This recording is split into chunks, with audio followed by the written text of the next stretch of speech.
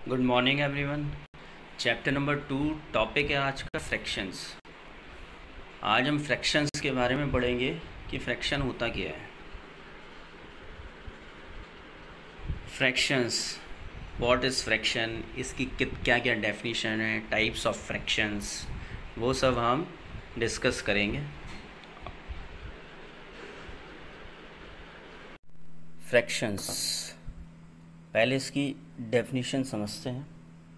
इसकी डेफिनेशन से ही आपको समझ में आ जाएगा एक्चुअल में फ्रैक्शंस होते क्या हैं। Fractions represent the equal part of whole. Fraction जो है एक होल एक थिंग है पूरी, उसके इक्वल पार्ट को रिप्रेजेंट करता है।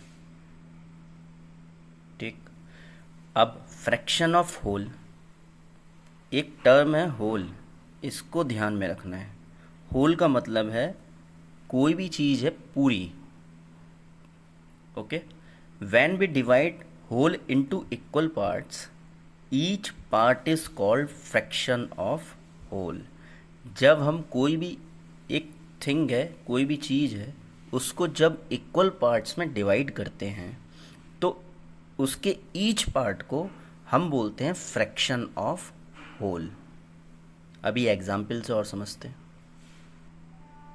अब एक वर्ड है होल का मतलब समझ गए आप पूरा, फ्रैक्शन। अब इस वर्ड फ्रैक्शन का मतलब क्या है?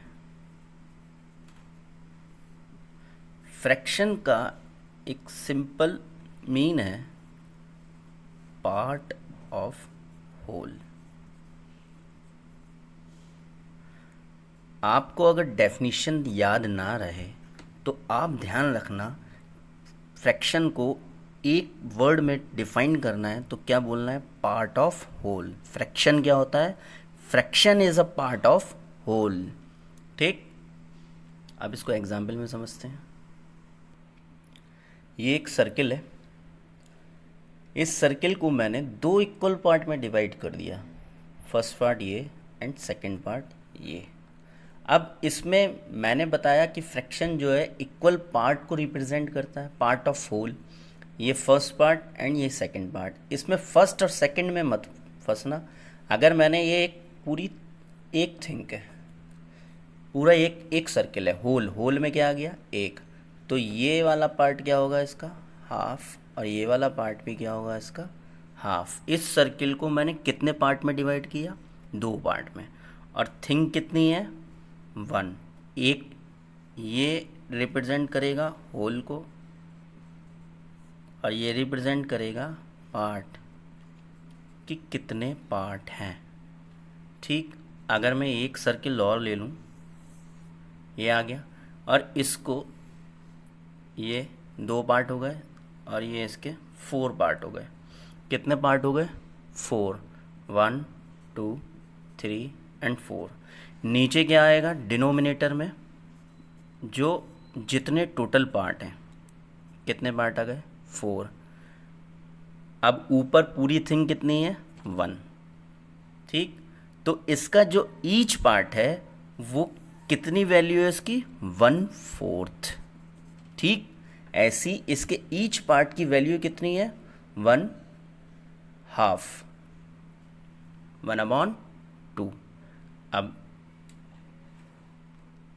सेकेंड थिंग, अगर मैं इसके एवरी पार्ट को प्लस करूं तो क्या आना चाहिए? 1। ये ध्यान रखना। और होल का मतलब मैंने अभी बताया क्या होता है? 1। यहाँ पे देखो, यहाँ देखिए कितने पार्ट हैं इसके? 1/2, 1/2। दो पार्ट हैं और इसकी वैल्यू कितनी हो गई? 1/2। नीचे क्या आएगा? नंबर ऑफ पार्ट्स, और ऊपर वन थिंग, होल में से तो आ रहे हैं। दूसरी चीज़, आपको देखना है कि हमने सही किया है या नहीं किया है। तो आपके जितने पार्ट हैं आप अगर उनको प्लस कर लो, कितने पार्ट हैं? एक पार्ट 1/2 है, एक पार्ट और है 1/2 है, तो उसको प्लस करने के बाद हमेशा जितने पार्ट हैं 1 ही आएगा। फ्रैक्शन में जितने भी पार्ट हैं डिवाइड किए हैं उनको प्लस करूँगा तो हमेशा 1 आएगा। अब जैसे इसमें 4 पार्ट हैं, ईच पार्ट की वैल्यू है 1/4। और कितने पार्ट हैं? 1 2 3 4, और सबकी वैल्यू क्या है? 1/4। इक्वल है तो वैल्यू भी सेम होगी। अगर मैं इन सबको प्लस करूं, 4 पार्ट्स हैं, 4 को प्लस करूं तो ये किसके इक्वल आएगा? 1 के इक्वल। हमेशा ध्यान रखना फ्रैक्शन में। अब फ्रैक्शन का हमने होल के अकॉर्डिंग डेफिनेशन समझ ली। अब समझते हैं एक डेफिनेशन और है, एक चीज़ को और रिप्रेजेंट करता है, उसको बोलते हैं फ्रैक्शन ऑफ कलेक्शन और अ सेट। वो तो होल थिंग थी।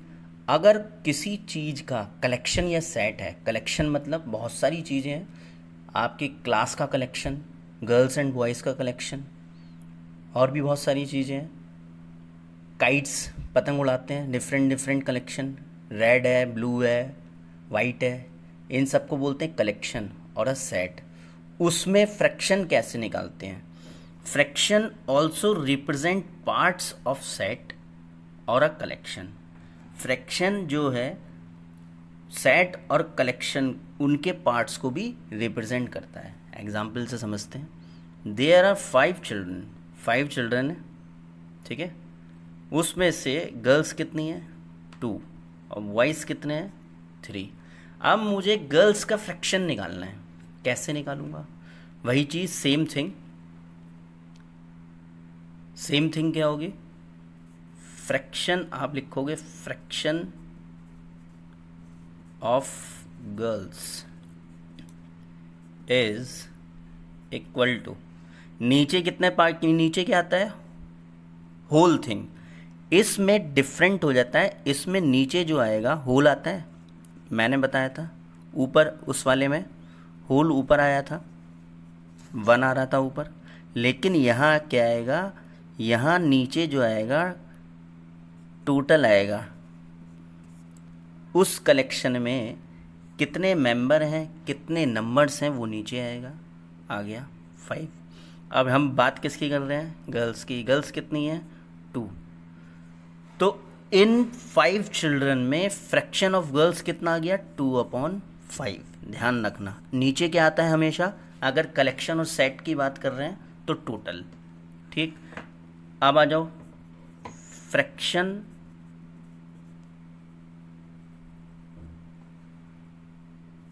ऑफ वॉइस इज क्या आएगा?